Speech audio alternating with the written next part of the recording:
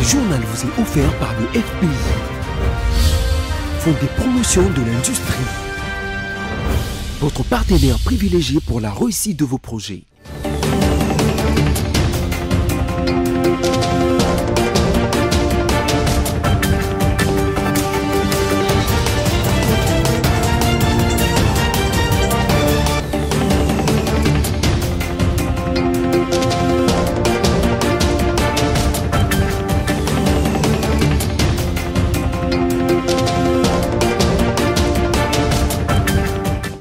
Le plaisir est pour moi de vous informer ce soir, mesdames, messieurs, bonsoir. Tout de suite, les sommaires.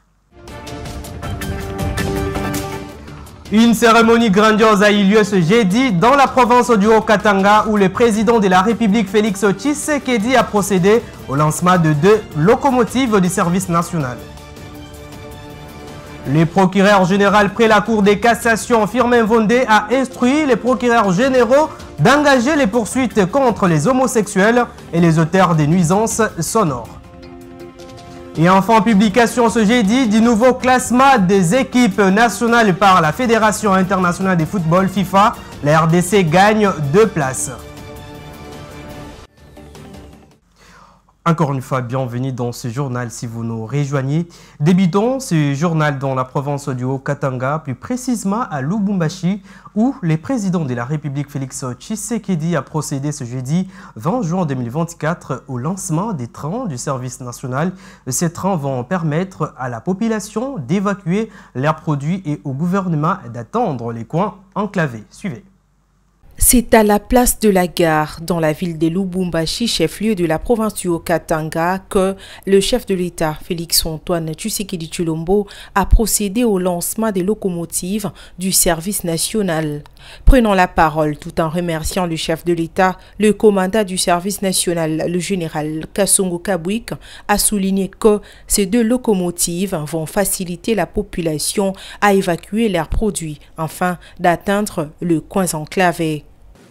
Aujourd'hui, le service national, impliqué dans la politique du vrai développement par votre suprême autorité, va trouver solution à un épineux problème de transport, son matériel vers les différents centres de production, ainsi que celui de l'évacuation de sa production vers différents centres de consommation. Avec le lancement de ces 2 locomotives et d'une centaine de wagons, il s'ouvre une ère nouvelle, aussi bien pour le service national que pour les populations de province et localités traversées par le chemin de fer. Notons que la dite cérémonie s'est déroulée en présence de plusieurs personnalités ainsi que de nombreux membres de partis politiques de l'Union sacrée de la nation. Je vais l'annoncer au sommaire. Répression de l'homosexualité en République démocratique du Congo. Le procureur général près la Cour de cassation, Firmin Vondé, a introduit un courrier autorisant les poursuites des auteurs des pratiques déviantes à caractère sexuel et homosexuel, ainsi que les auteurs des nuisances sonores. Firmin Vondé s'exécute à la demande du ministre de la Justice, Constant Mutamba, à ce sujet et appelle les procureurs généraux à agir avec sagesse dans ces domaines et de lui faire rapport de l'exécution de la présente. Un ultimatum de 48 heures a été donné à l'entreprise Milvest par le ministre d'État en charge de la justice, Constant Mutamba, pour achever les travaux de réhabilitation au palais de la justice d'Egombe. C'était à l'issue de sa visite d'inspection effectuée le mercredi 19 juin 2024. Ginette Fika nous en dit plus. Le ministre d'État en charge de la justice, Constant Mutamba, a effectué une visite d'inspection au palais de justice pour en savoir davantage sur l'évolution des travaux de réhabilitation. Une fois sur place, les agents sous-traitants de cette entreprise Milvers ont donné leurs revendications au ministre d'État, Constant Mutamba. Chef de l'État a fait biso ba Congolais to sa musala. Mais ba dirige ba dirige biso ba komi koko sa biso. Banda to banda ko sa musala awa. To sa le logo moko to bénéficier la moté to zwakate. Ba sala ba pesa biso to ebité. Moi o bosi 100, moi na bosi 200 et ebanité. mais basala biso musala de lundi au lundi. Le premier au 30 tozala na férié te. Tosala musala. Bango batoza ba prime ya ba $300. Ba prime na ba $300 nde ba futela biso ba salaire. Mais biso ba baki salaire tozala ba $800. Ba $900 tozwaka ngo. Musali ya ba une année 3 mois ba une année ba 10. Na tout justement le papa papa. Tudaka ba journalier. Mais ba journalier ko tosala ba papa. Donc on matina ba 2 mois, un journalier 2 mois, 3 mois. Ba futilité. Tout travail mérite une rémunération, c'est la réponse du ministre après avoir écouté attentivement les doléances de ses ouvriers. État de droit et la kisi Koto Samibeko ya mboka. Oui, exactement. Mokonzi ya mboka kokisoki mopiete ko sepela ete ba congolais bazala maltraité. Kani sali musala na yo esengeli bafuta. Kani azo convoqué immédiatement. Merci.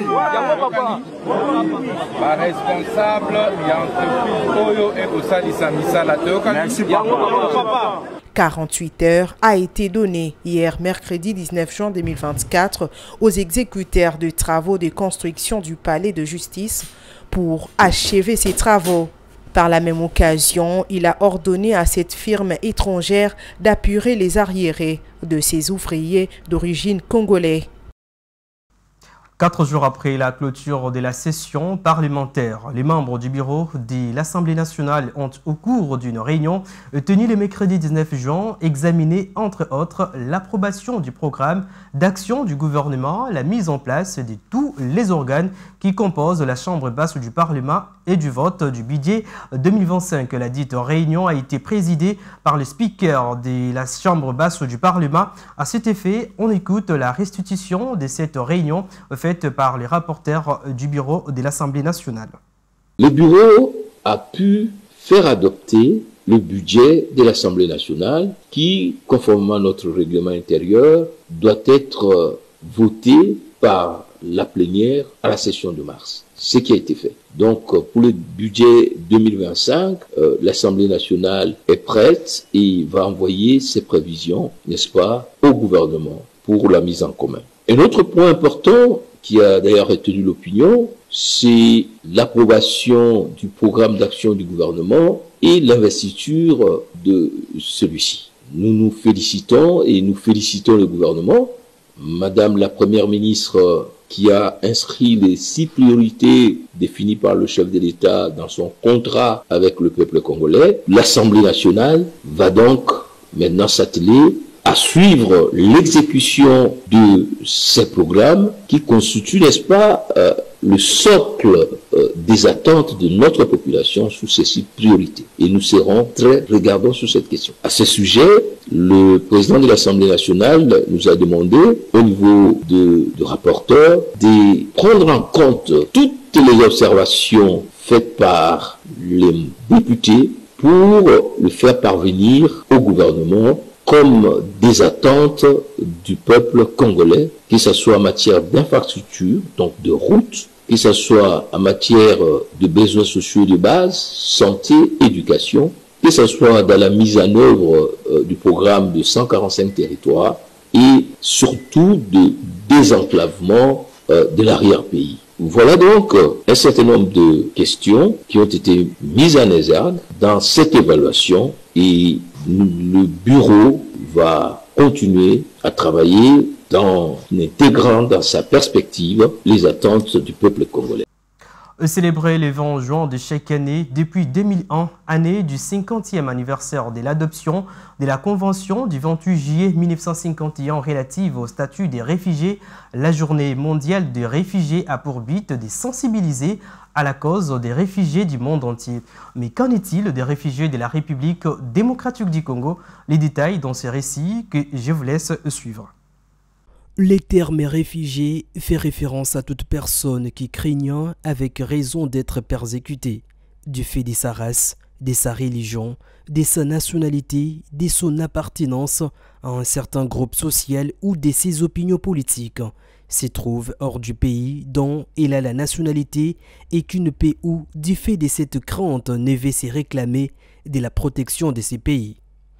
Tous les ans, le 20 juin, la journée mondiale de réfugiés est l'occasion de saluer la force et le courage de celles et ceux qui ont été forcés de fuir leur pays d'origine pour échapper au conflit ou à la persécution.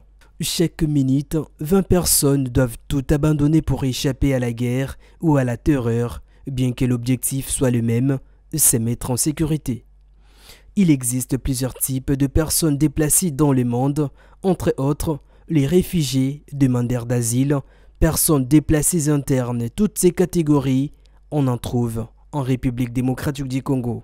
En raison de l'insécurité persistante et d'une recrudescence de la violence provoquée par des groupes armés non étatiques au cours des 2 dernières années, les statistiques de la Commission nationale pour les réfugiés notent que la RDC héberge un total de 527 221 réfugiés demandeurs d'asile, dont 523 760 réfugiés et 3 461 demandeurs d'asile. Cette année, le thème choisi est pour un monde qui accueille les personnes réfugiées. Aujourd'hui plus que jamais, les réfugiés ont besoin de notre solidarité. Faire preuve de solidarité, c'est garder nos portes ouvertes, reconnaître les atouts et les réalisations des personnes réfugiées et réfléchir aux défis auxquels elles sont confrontées.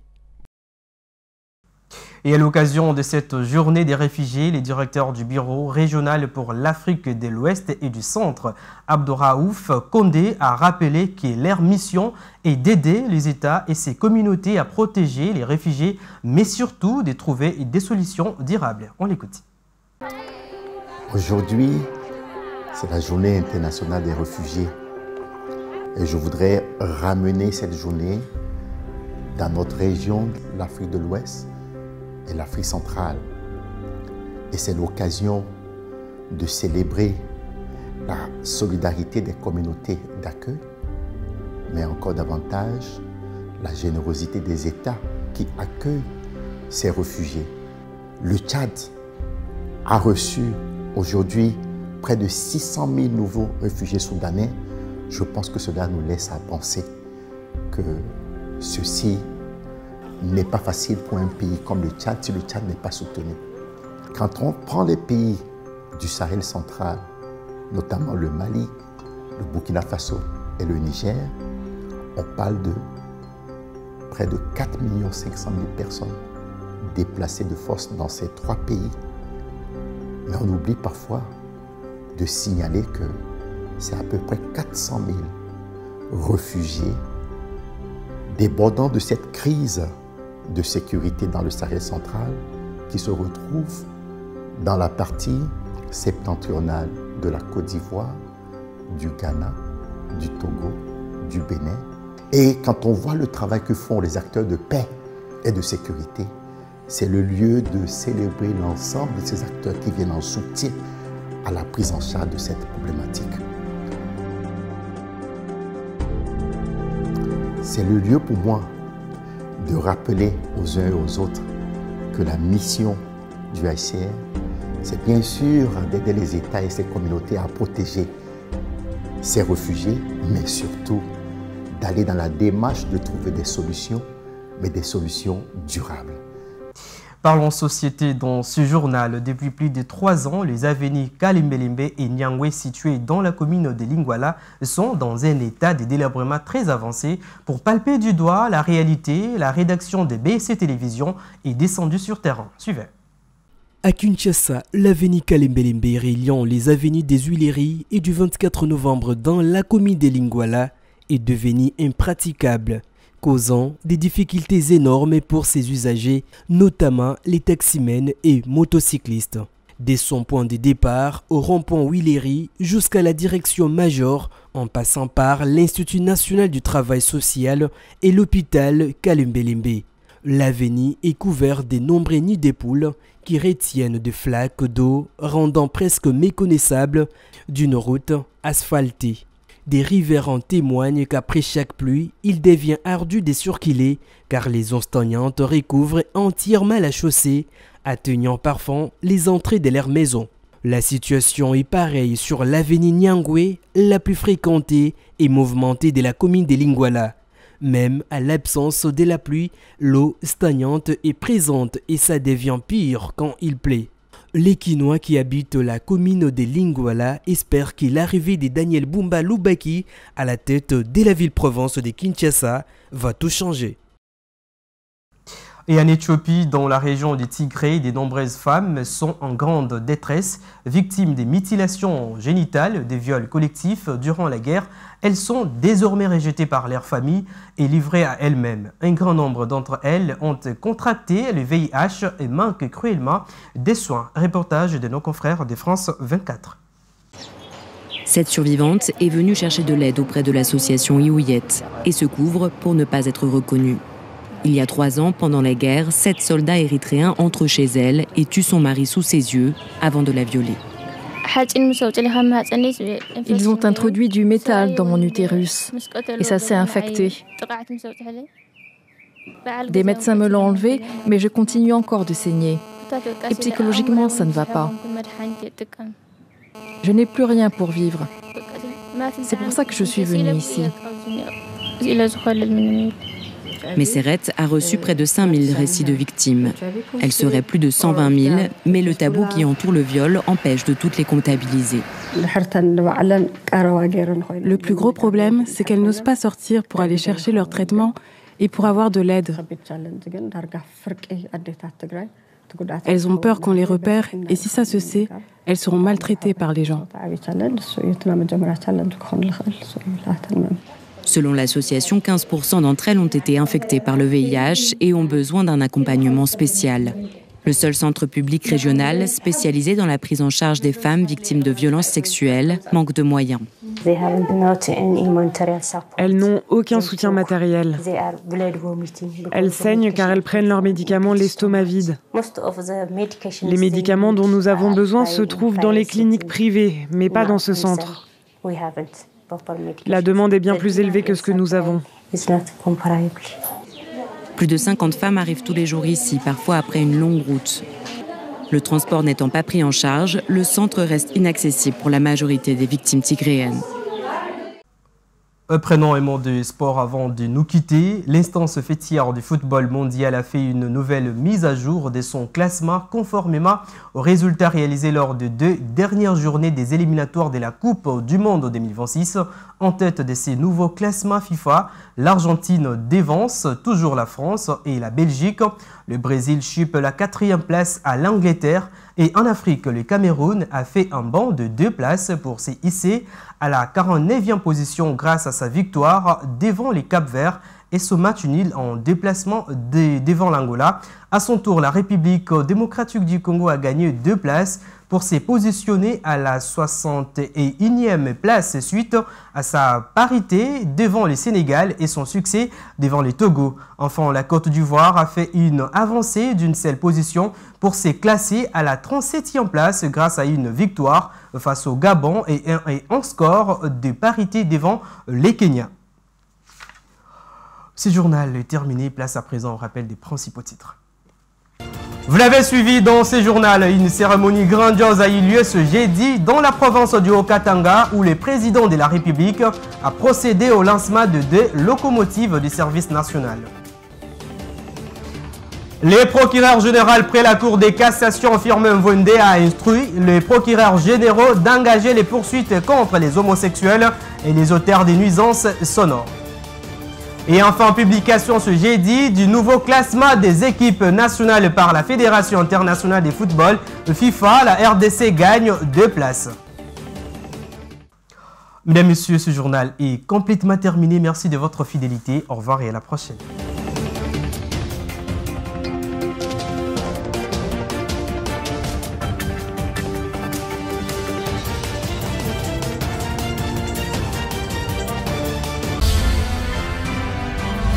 Ce journal vous a été offert par le FPI, Fonds des promotions de l'industrie, votre partenaire privilégié pour la réussite de vos projets.